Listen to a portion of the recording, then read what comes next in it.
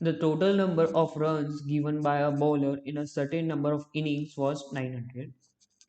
In the next match, he took 4 wickets and gave 256 runs. Okay. As a result, his average went up by 4. How many wickets did the bowler take before the last match? Okay.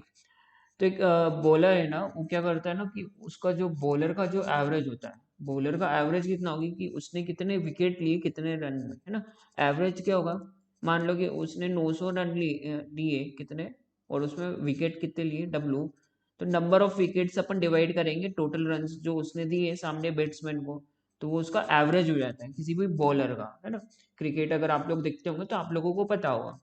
अब इसमें अपने को क्या बोला है कि the total number of runs given by a bowler in a certain number of innings was 900। तो average 900 runs में एवरेज कितना अपना 900 बाय डब्ल्यू, ठीक है। और फिर क्या हो रहा है ना कि नेक्स्ट मैच में क्या कर रहा है ना, वो 4 विकेट और ले रहा है, और रन कितने दे रहा है एक्चुअल में वो 256।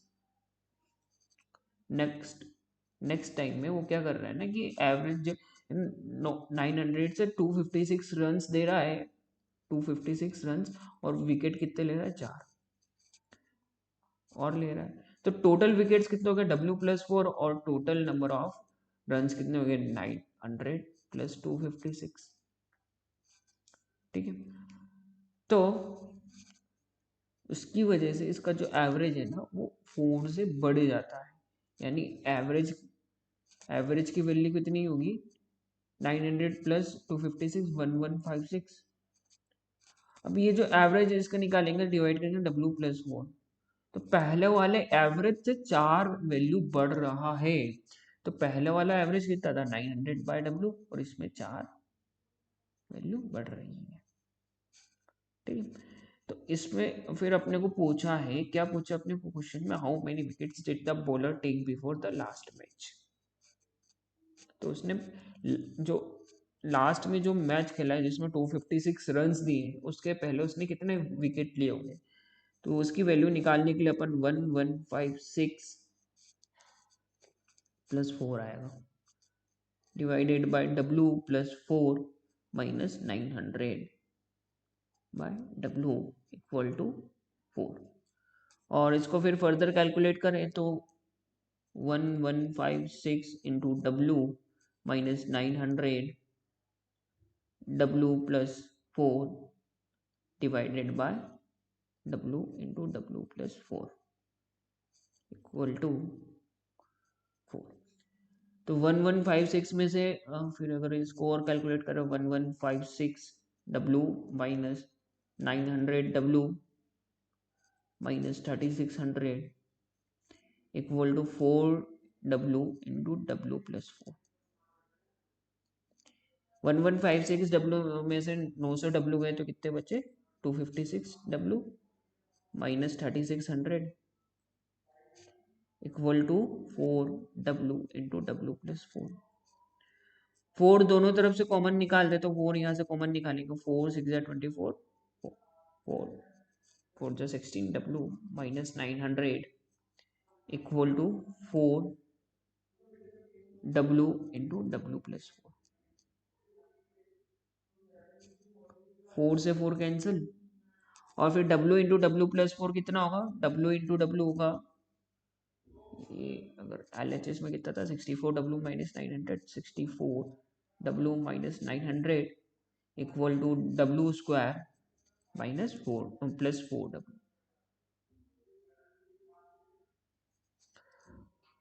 64W को अगर अपन RHS में शिफ्ट करें तो ये इसकी वैल्यू कितनी होगी, W square minus 60W plus 900 equal to 0। तो W, और ये अपने को स्क्वायर दिख रहा है किसका, W माइनस 30 का होल स्क्वायर। इसको कैसे पहचाना मैंने, W square minus 30W into 2, 30 into 2 into W है, 30 इंटू 2 इंटू डब्ल्यू प्लस 30 का स्क्वायर इक्वल टू 0।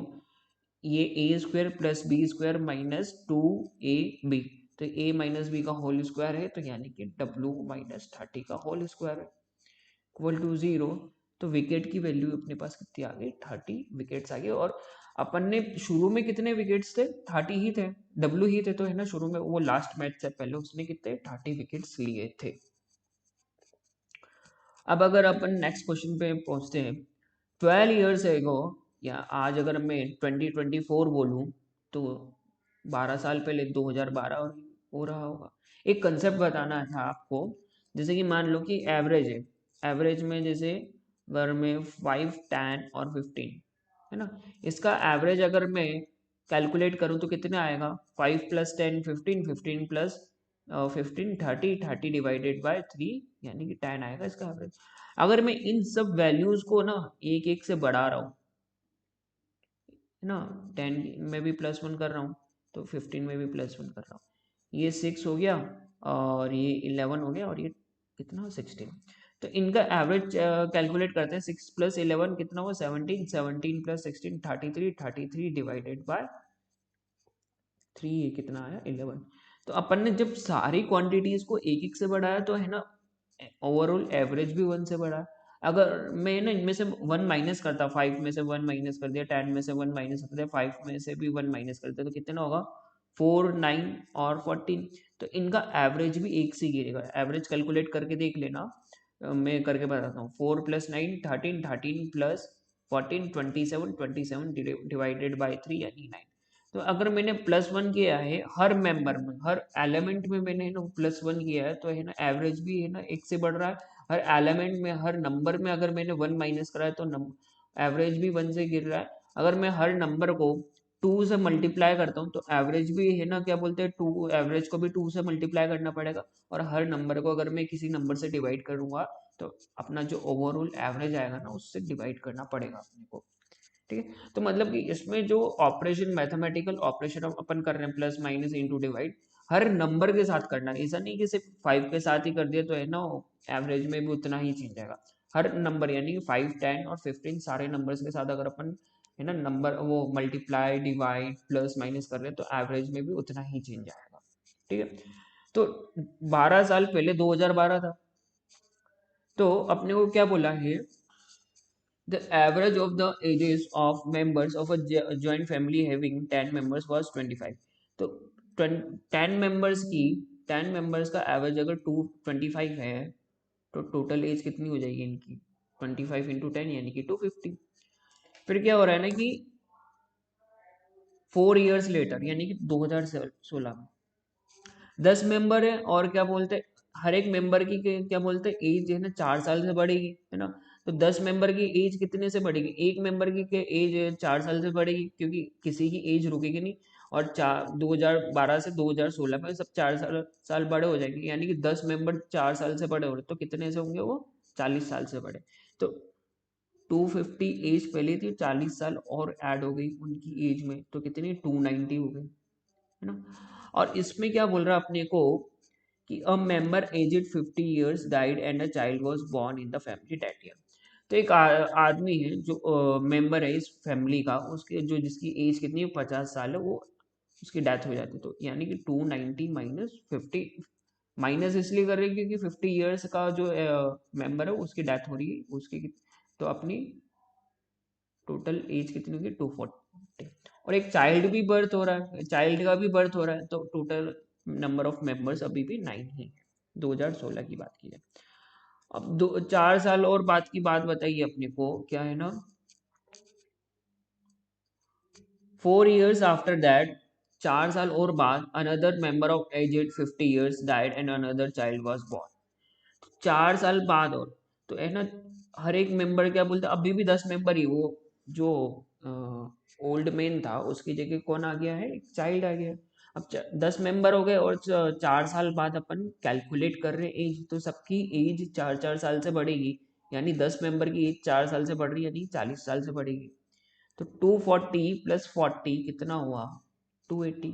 पर एक और जो पर्सन है ओल्ड मैन है या फिर कोई और ओल्ड वुमेन है, उसकी जो 50 इयर्स की है, 50 इयर्स का है जो भी है, उसकी डेथ हो रही है। तो टोटल एज अपने पास कितनी हो गई 230 हो गई। 50 है। और इसकी जगह एक और चाइल्ड आ रहा है, ये दूसरा चाइल्ड आ रहा है अपना 2020 में। ठीक है, okay. Find the present average age of the member of family of the year. तो एक बार, हाँ दो बार। तो प्रेजेंट प्रेजेंट में क्या है 2024, और अभी भी कितने 10 मेंबर ही है ना। तो अभी भी कितने 10 मेंबर ही है, तो सब 4-4 साल से बढ़ रहे हैं, तो कितने 40 साल से है ना अपनी टोटल एज बढ़ेगी। तो कितनी 270 एज आ गई टोटल फैमिली की।